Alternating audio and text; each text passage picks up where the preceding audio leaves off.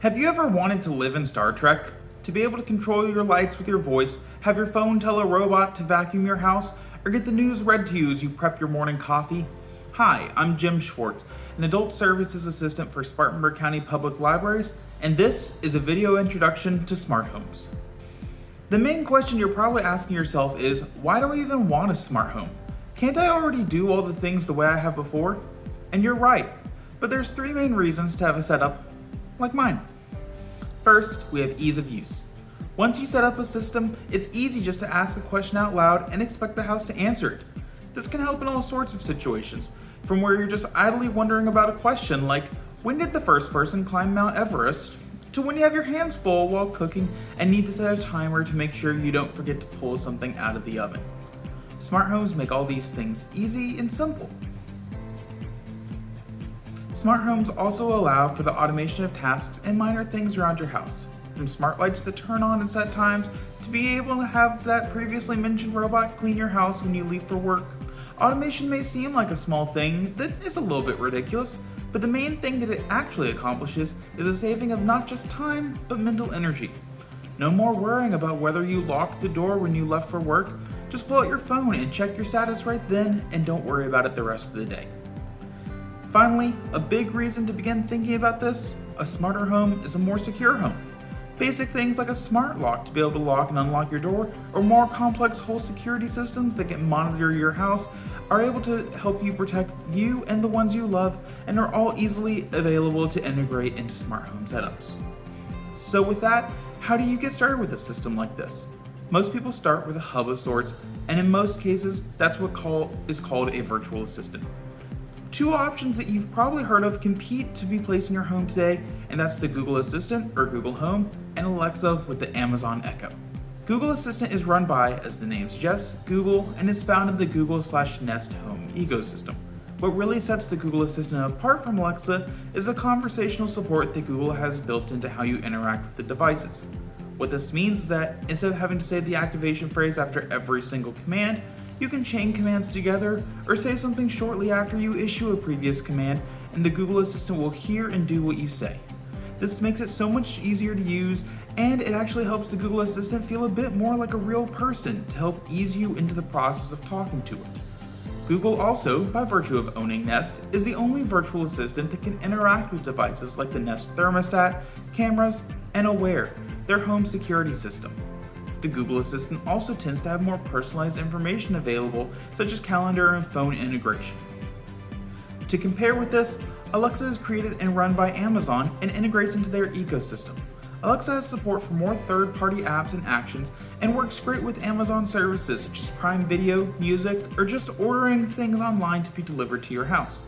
Alexa also allows for a couple different activation phrases, which some people would find easier than Google's clunky, "Hey Google." The Amazon Alexa ecosystem, like Google, does have some devices which are exclusive. The Ring security devices, from doorbell cameras to their entire security setup, are Amazon specific and won't work with the Google Assistant. So now that we've covered the main ways to start smartening up your home, let's talk about the fun stuff. What can you do with this new box you've put in your home? One of my favorite things about a smart home is my lights. While that may sound boring, having the ability to turn them on and off, dim them, or even change the color of a room depending on my mood really is fun. There are a few ways to accomplish this. Smart bulbs, like Philips Hue or LifeX, replace the light bulbs in your lights, including standalone lamps. These bulbs have different types and price points depending on the functionality you want, such as color or light warmth. They all have the ability to dim and can be turned off either with your phone or through the virtual assistant. These are the easiest way to get the most bang for your buck, as they give the most functionality while also not being too harsh on your wallet as you start to build out your smart home. Outlet switches, by contrast, have less customizability, but can work with anything that draws its power from a wall outlet. In the simplest terms, all they do is allow for you to control whether or not something gets power, so you can turn on or off an older lamp that you just can't get rid of, even if it doesn't have bulbs you can easily replace. This also can be used to remotely turn on or off other devices. I have mine set to automatically turn on my coffee machine early in the morning, so it's not constantly drawing power, but it's still ready for when I wake up. Sometimes your house isn't built to easily replace light bulbs to start making the lighting in your house controllable from your phone. Luckily, there's ways around this. Companies like Lutron offer smart switches that you replace your physical light switches with to be able to not just give dimmer functionality to them, but full control through your virtual assistants and home control apps. As a note, almost all of these ways to be able to control your lighting require some form of hub, which has to be connected to the internet via an Ethernet cord. By virtue of that, these all require internet access to have smart functionality, but without it they act just like normal lights, turning off or on with a switch or whatever method it uses. This does help if for some reason your internet goes down. However, these hubs cannot be used interchangeably, so you can't use a Philips Hue hub to control a Lutron Caseta light. Living in Spartanburg, I know the pain of coming home to a house the sun has been beating on down for hours and that takes forever to cool down once you're home. Leaving on your air conditioning while you're gone is no better, with bills skyrocketing during the summer months. To combat both of these problems, you can install a smart thermostat that learns your patterns and lets you control the temperature of your house without you even being there. There are a couple of different options for this. If you're already tied into the Google/Nest ecosystem, a Nest thermostat is one of the best ones for being easy to set up, simple to use, and quick to learn your patterns and habits to be able to adjust to your schedule and preferences. However, if you'd prefer not to use the Google ecosystem, this may not be the one for you, as it cannot interact with the Alexa or Amazon Echo. The other barrier stopping people from using the Nest system is the cost. Nest thermostats are typically more expensive than other options, averaging about $50 over the price of other competitors. Ecobee is the closest competitor to Nest in terms of smart home integration, and is platform independent, meaning it can interact with your devices no matter what ecosystem you've placed your home into. This does come at a cost of having to set things up a bit more manually or losing a bit of the automation, but the ability to use it with either Alexa or the Google Assistant makes it worth it to some people. There's also thermostats that are made by long-standing companies such as Honeywell, and while those don't have nearly the same amount of smart functionality, these smart thermostats are simpler to use, and the fact they're made by more established companies may be enough to put some at ease at the idea of installing another smart device in their house. We now come to the part where the majority of people who think about smart homes actually can start to see a benefit, and that's doing chores around the house, the most common of which is vacuuming. I have a house, I have 3 cats, I have to figure out how to keep this house clean while also giving myself time to relax. The most common way to do this is a robot vacuum. These use sensors and cameras to be able to go around your house and be able to pick up dirt that's on the floor and maneuver around obstacles like furniture, large objects, other things like that. Some of the common brands include iRobot, who makes the Roomba, which you've probably heard of, but Samsung, Ecovacs, Eufy, Roborock, you get the point. There are plenty of ones out there, and the one that works best for you depends on your setup and situation, such as your house size or whether you have small kids running around. These can be set up to run at automatic times, such as in the morning after you've left the house to go to work, or later on at night so you wake up to a clean house. As a side note though, these vacuums can be fairly loud, and they keep me up, so I personally run mine while I'm not in the house. Some of these vacuums are so advanced they can map out your house so you can tell them to go clean certain sections of the house at certain times, or to return to their docking station to get more power if they don't have enough charge to do the whole room in one go. Others are made to do mopping, but those are newer and less refined, so they may not work well or have other issues, and also because they're mopping, they won't work as well on carpets. For your ease of mind, smart home automation allows for you to install both locks and entire security systems into your house. These locks go on the outside door and allow for you to use your Bluetooth connection on your phone, different key codes, key fobs, or other options to be able to easily lock and unlock your door. This is useful not only to make sure your house is safe, but to easily allow you to let people in who don't have a key, like if a relative in town. This limits the number of spare keys you give out, which means one is less likely to get stolen or lost.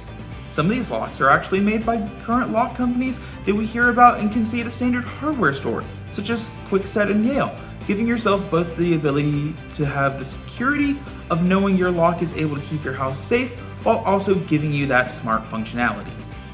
Combine that with security systems such as ones by Nest, SimpliSafe, and Ring. These systems use sensors to be able to detect not just if a door is open, but if a window has been broken, and some even have natural gas and carbon monoxide detectors to help you detect a leak. These allow you to have peace of mind of knowing your home is safe, even if you're not there at the moment. These use cameras both indoor and outdoor, and some even use them as doorbells to allow you to keep an actual eye on your house and not just use the virtual signals to be able to make sure your house is safe. Something to note is that some of these systems don't work with some of the other virtual assistants we talked about earlier. They all work if you control it through your phone, but if you want one place to hook it all together and to control it with your voice, you'll need to stay in the same ecosystem. And now we've gotten to the part that's a bit harder to explain, how all these things hook together. Luckily for us, the makers of these virtual assistants have made it easy to use their apps as one-stop places to be able to control your entire smart home as long as you're in their ecosystem. The Google Home app, the Home app on iOS and other Apple devices, and the Alexa app all allow for you to control your home from your phone, whether that be your lights, security, or robot vacuum. This makes it easy to find what you need when you need it. However, you tend to lose some of the dedicated functionality that comes with the apps for the specific products, such as the setting of the robot vacuums to run at certain times. However, most of these apps allow for you to set up special commands or routines to be able to have multiple things happen to me at once. For me, when I wake up and tell Google Home, good morning, it does this. It's 8:04 a.m. Right now in Spartanburg, it's 52 degrees and sunny. Today, it'll be mostly sunny, with a forecasted high of 76 and a low of 52. Your commute to work is currently 7 minutes with light traffic if you take State Road S42 686, Willis Road and S499, Oak Grove Road by car. Which I at least think is pretty cool. There are a couple issues when it comes to setting up a smart home. First is the issue of privacy. These boxes are always listening, and while companies say that they're not sending any signals back to the servers without the activation phrase, this does create a privacy problem, and some people may not be comfortable with it. These devices have mute switches, but nothing that actively disconnects the microphone unless you unplug it, in which case you don't gain the benefits of it. These companies do also promote monopolistic behavior by buying up companies to force you to stay into their ecosystem, such as Nest with Google or Ring with Amazon. Some people have issues with the fact that these companies take such harsh anti-consumer methods to be able to make more money and gather more data on you. And then finally, there's the issue of these devices always being connected to the internet. This is a security flaw, and despite how much Google and Amazon patch their devices, there's always going to be a chance of a hacker getting into your home. The chance is so low that it shouldn't really matter, and I've never had any issue whatsoever, but the reports are out there. All in all though, a smart home is a good thing. While adding more technology to your house seems counterintuitive to allow you to have more time to spend focusing on the people you love, it gives you that freedom to know that things are going to get taken care of and that you don't have to worry about it. This gives you that ease to be able to relax and allows for you to take more mental time off and allows for you to live a happier and healthier life. Thank you so much for watching. I'm Jim, and for Spartanburg County Public Libraries, this has been hopefully an easy introduction to smart homes.